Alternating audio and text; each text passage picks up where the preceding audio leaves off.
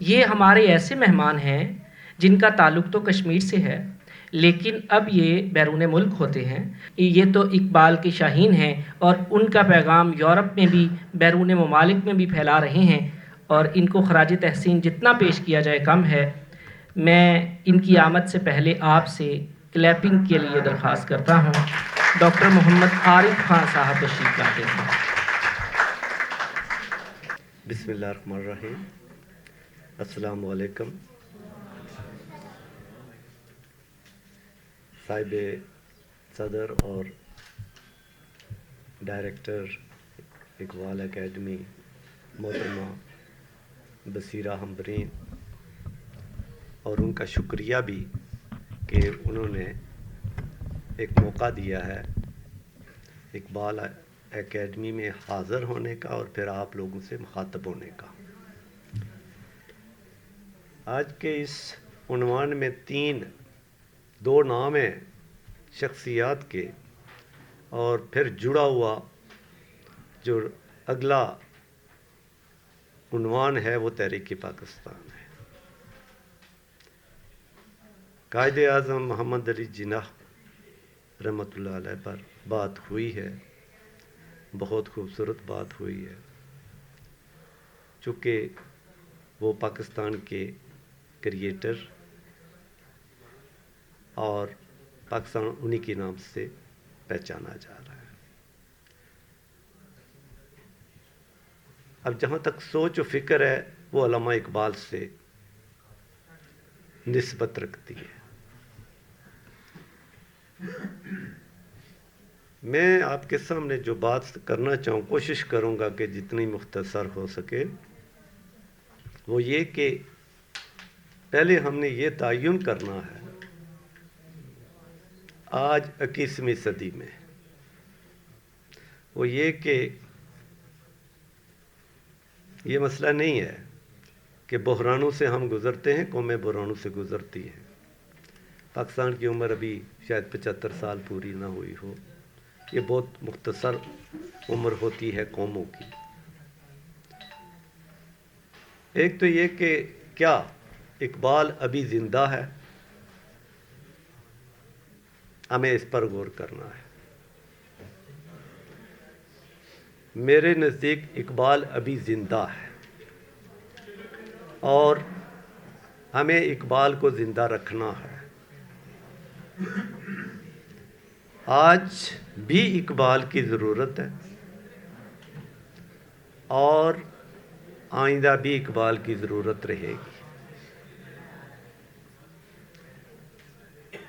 تحریک پاکستان کیا اختتام پذیر ہو گئی ہے یا ابھی جاری ہے؟ پھر اس کا تعین کرنا ہے۔ تحریک پاکستان کا کیا اختتام ہو گیا ہے یا ابھی جاری ہے؟ ان دو باتوں کا تعین باقی ہے کہ اقبال ابھی زندہ ہے یا نہیں، تحریک پاکستان کا اختتام ہو گیا ہے یا جاری ہے۔ میرے نزدیک اقبال ابھی زندہ ہے اور تحریک پاکستان جاری ہے، یہ میرے نزدیک۔ آپ کے نزدیک معاملہ مختلف ہو سکتا ہے۔ اب یہ کس پس منظر میں اقبال زندہ ہے، کس پس منظر میں تحریک پاکستان جاری ہے، اور کس پس منظر میں قائد اعظم کا جو ویژن ہے وہ باقی ہے۔ میں چند لائنیں آپ کے سامنے رکھوں گا، اور یہ میں کسی اور کی کتاب سے لائنیں نہیں ہیں، یہ میری اپنی کتاب ہے، اور اگر ڈاکٹر بصیرہ ہمبرین ہوتی اس وقت تو یہ کتاب شاید یہاں سے شائع ہوتی، لیکن بہرحال اس وقت یہاں شائع نہیں ہو سکی، تو ظاہر ہے کتاب تو شائع ہو ہی جاتی ہے، اس کا رستہ تو ہوتا ہی ہے۔ یہ کتاب کا نام بھی ہے، اور اسی سے میں زیادہ ٹائم نہیں لوں گا، کہ تحریک پاکستان کیسے جاری ہے اور اقبال ابھی کیسے زندہ ہے۔ یہ کتاب میسر ہے، میں اس کا پہلا پیج ہی دیکھوں گا پاکستان سے اقبالستان تک ایک کتاب کا عنوان ہے اور یہی مقدمہ اسی سے شروع ہوتا ہے.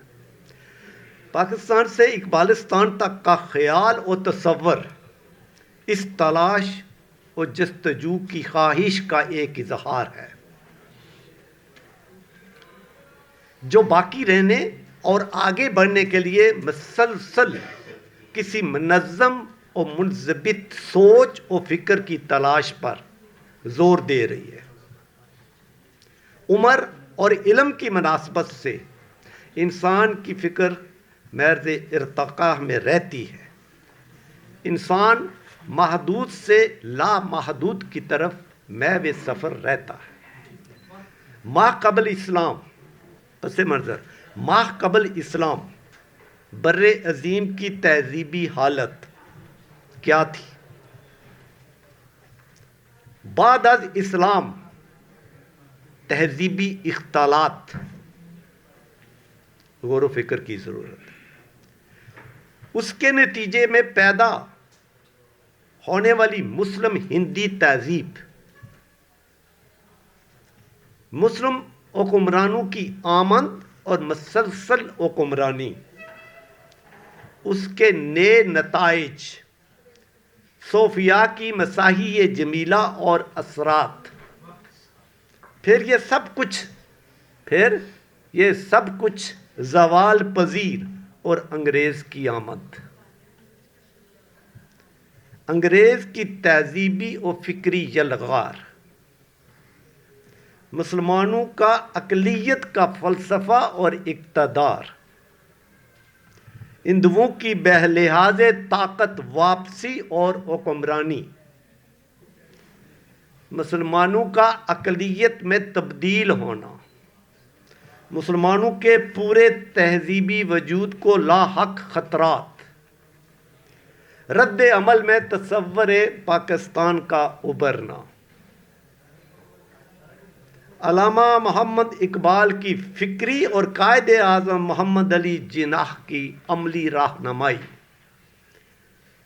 تخلیق پاکستان اور مسئلہ جموں و کشمیر کا پیدا ہونا، پاکستان کا بطور ریاست زیادہ کامیاب نہ ہونا، ہندواتہ کا بھارت میں سرکاری نعرہ بن جانا، مسلمانوں کو ہندو بن کر رہنے یا قتل کیے جانے کی دھمکیاں، تہذیبی نقوش مٹانے کے لیے بابری مسجد کا انہدام، خوف طاری کرنے کے لیے گجرات میں قتل عام، ہندو مسلم تصادم کی فضا برقرار رکھنا، واقعات و معاملات کی ایک ایسی مسلسل کڑی اور زنجیر ہے جس پر کام ہوتا رہا ہے، ہو رہا ہے، اور یہی رقم سطور کی سوچ کا بھی محور ہے. اور ڈاکٹر ہارون رشید تبسم صاحب شاید آپ کو معلوم نہ ہو کہ میرا خیال ہے ہر ہفتے ان کی ایک کتاب ضرور مارکیٹ میں آتی ہے.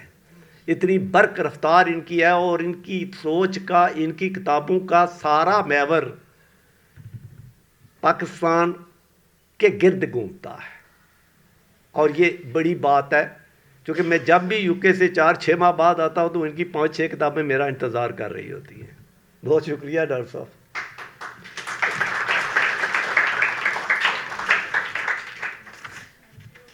مٹ جانے کا خوف سوچ و فکر پر آمادہ کرتا ہے، باقی رہنے کا جذبہ جدوجہد پر آمادہ کرتا ہے. مسلمان بھی دوسرے انسانوں کی طرح سست ہو کر دشمن کو موقع فراہم کرتا رہا ہے، لیکن مٹنے سے پہلے پھر متحرک ہو کر دشمن کے عزائم خاک میں ملا دیتا ہے. یہ پاکستان کا قیام بہت سارے لوگوں کی منصوبہ بندی کو خاک میں ملانے کے بعد پاکستان کا قیام وجود میں آیا ہے. اب اس کے لیے ہم نے جو اپنا فرض ادا کرنا تھا وہ کیا ہے، جاری رکھیں گے، لیکن بچوں یہ اب آپ کی ذمہ داری ہے. نا امیدی نہیں ہونی چاہیے، لیکن یہ ذہن میں رکھیں کہ جتنی نا امیدی گہری ہوگی، امید اس کے اندر سے پیدا ہوگی. کبھی بھی مایوس نہ ہو. جب بھی کبھی آپ کو زیادہ پریشانی ہوگی اس کا حل نکلے گا, اور یہ قوموں کا راستہ ہے, قوموں کا سفر ہے. آخر میں پھر ڈاکٹر بصیرہ امرین صاحبہ کا شکریہ ادا کروں گا, اور میرا خیال میں میرے بعد اقبالی حضرات میں بریگیڈیئر وحید طارق صاحب آئیں گے, تو میں اپنے انہی الفاظ کے ساتھ اجازت